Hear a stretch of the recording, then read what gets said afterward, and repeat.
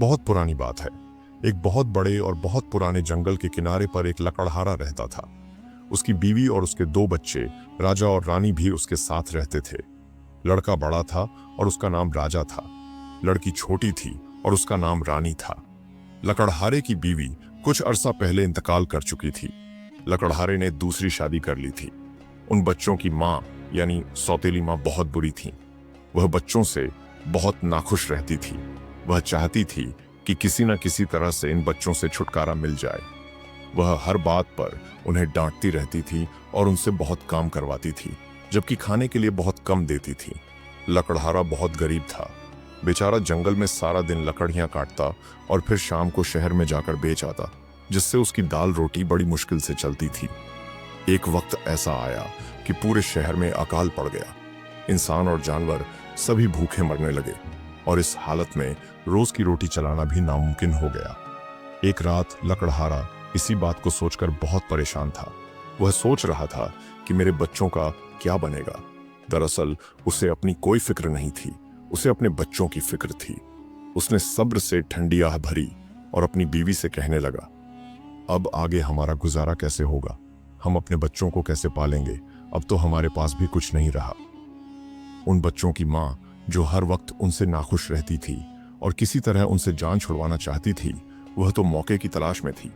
फौरन बोली, कल हम किसी बहाने से बच्चों को बहुत दूर जंगल में ले जाएंगे। वहां कुछ लकड़ियां जमा करके आग जला देंगे ताकि जंगली जानवर उनके करीब ना आ सकें। उसके बाद हम उन्हें एक एक रोटी देकर अपने काम पर वापस चले जाएंगे और बहाने से अपने घर लौट आएंगे। अगर वे रास्ता भी तलाश करेंगे तो नहीं कर पाएंगे। लकड़हारे ने यह बात सुनी तो पहले तो उसने सोचा और फिर बोला, नहीं, मैं ऐसा नहीं कर सकता।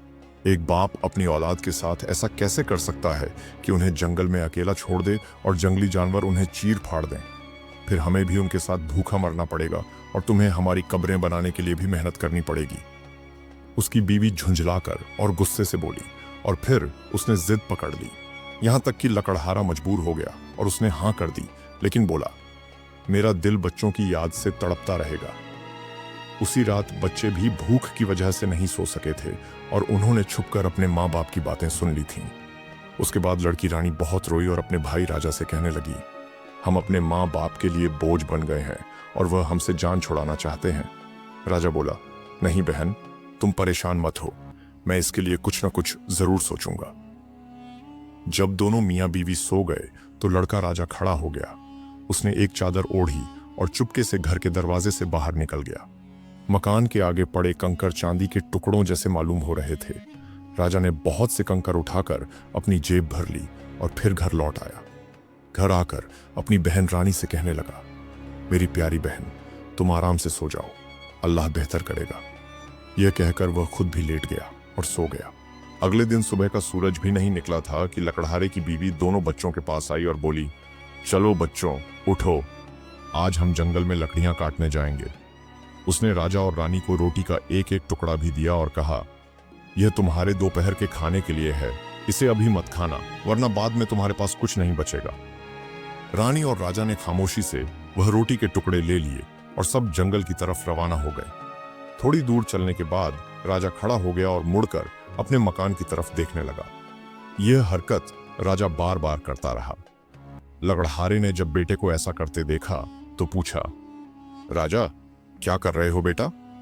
पीछे मुड़ मुड़ कर क्यों देख रहे हो? ध्यान से चलो।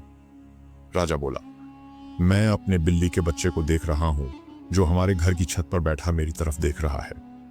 यह सुनकर सौतेली मां फौरन बोली, अरे तुम तो निरे ही बुद्धू हो, वह तुम्हारी बिल्ली का बच्चा नहीं है, बल्कि सूरज है जो मकान की छत से उभर रहा है। मगर राजा बिल्ली का बच्चा नहीं देख रहा था। वह तो अपनी जेब से कंकर निकाल निकाल कर रास्ते में गिरा रहा था ताकि रास्ता याद रख सके। जब वे जंगल के बीच पहुंचे तो लकड़हारा बोला, मेरे बच्चों, अब तुम लकड़ियां जमा करो, मैं यहां आग लगाऊंगा। राजा और रानी ने लकड़ियां जमा कर एक बड़ा ढेर लगा दिया। लकड़हारे ने उन लकड़ियों में आग लगा दी। जब आग भड़कने लगी तो सौतेली मां बोली, बच्चों, अब तुम इस आग के पास बैठ जाओ, हम लकड़ियां काटने जा रहे हैं। जब काम से फुर्सत मिलेगी तो तुम्हें साथ ले चलेंगे। राजा और रानी आग के पास बैठ गए। दोपहर को रोटी खाकर उन्होंने सुकून का सांस लिया। उन्हें कुल्हाड़ी की आवाज सुनाई देती रही और वे यह सोचकर खुश थे कि उनका बाप यहीं पास में है।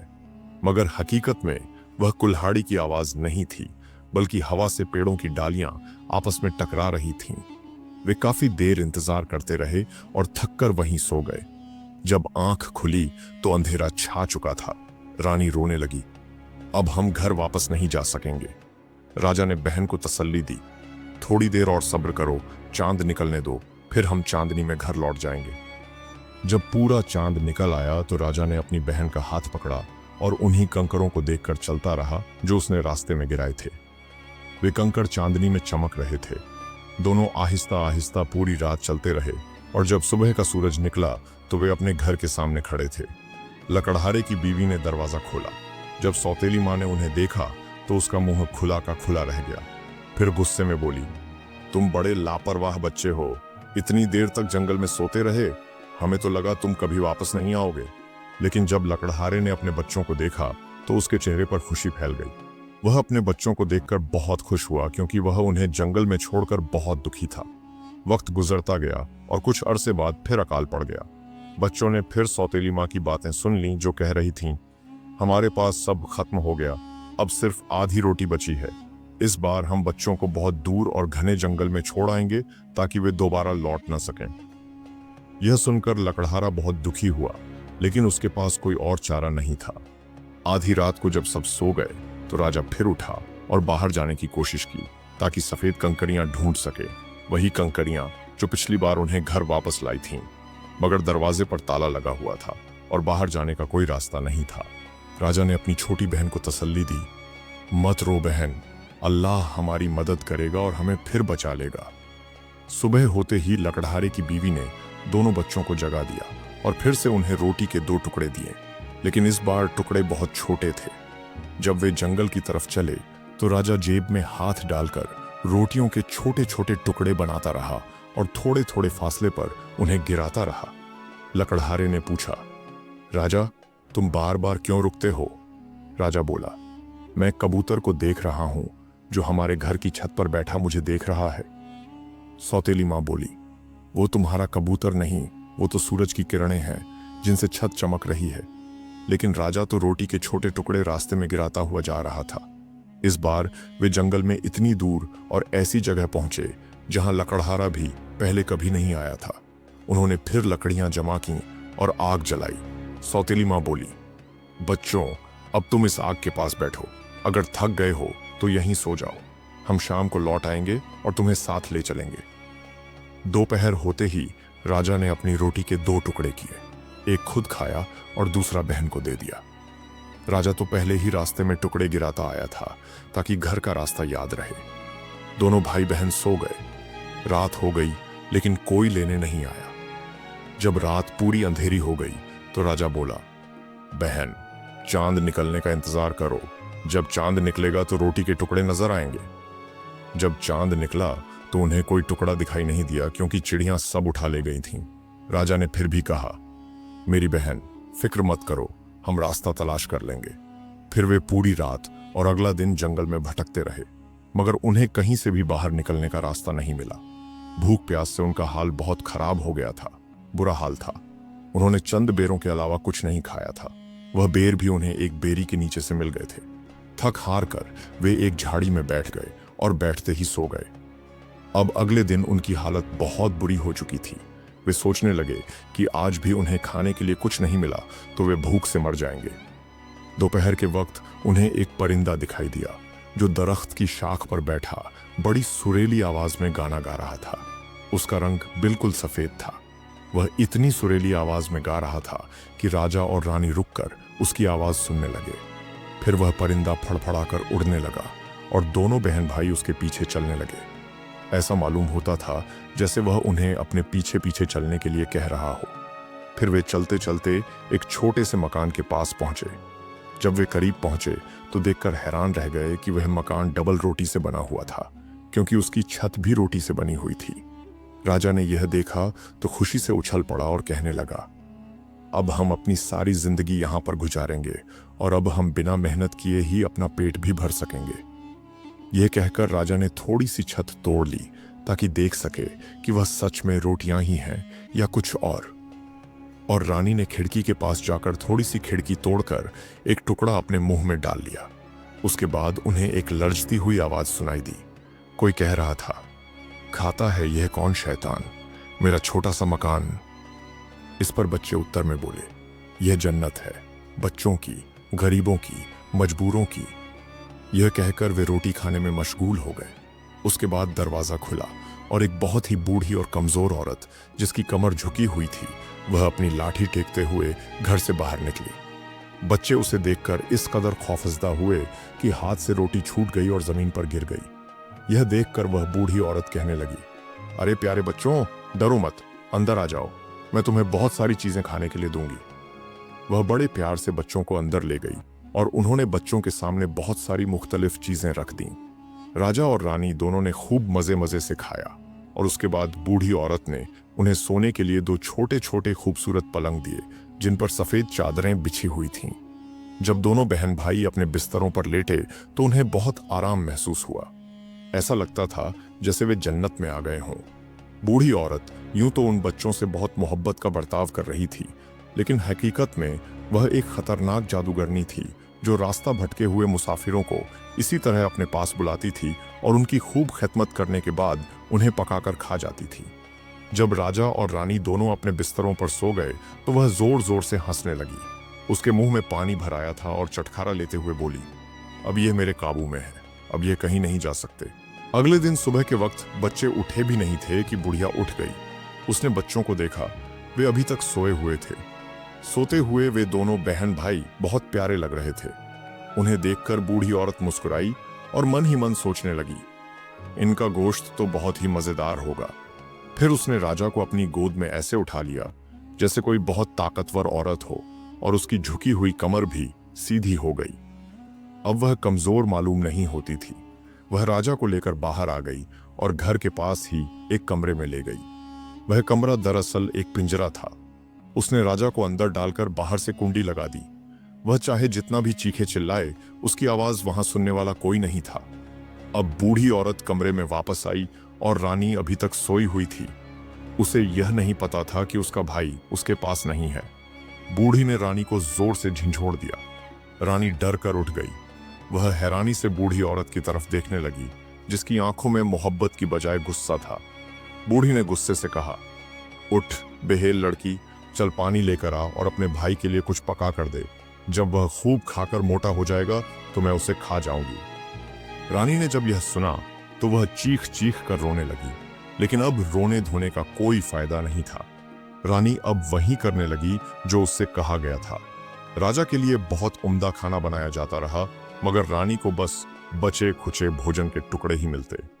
बूढ़ी औरत हर रोज पिंजरे के पास आती और चिल्लाकर बोलती, राजा अपनी उंगली बाहर निकालो ताकि मैं अंदाजा लगा सकूं कि तुम कितने मोटे हो गए हो।